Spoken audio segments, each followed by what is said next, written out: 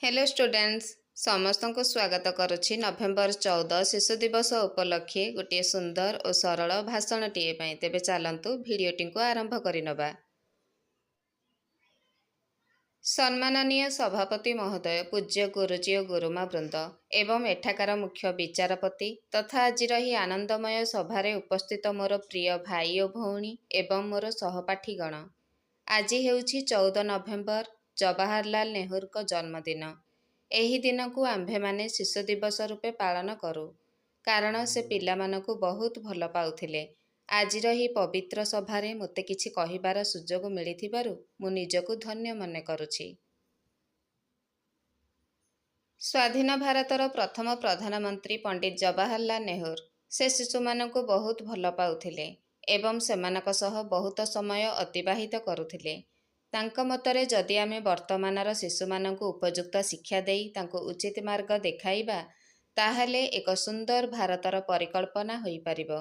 तेणु तांको जन्मदिन को आमे श्रद्धार सह शिशु दिवस रूपे पालन करिथाउ। नेहरू थिले शिशुंक भितरे शिशु।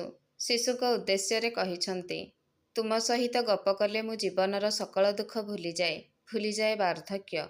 शिशु माने हेउछंती देशर शक्ति और प्रगतिर सूत्रधार। से भविष्यतरे देशर नागरिक और देशर कर्णधार। तेणु देशर सामग्रिक विकास शिशु मानक उपरे ही निर्भर करिथाए।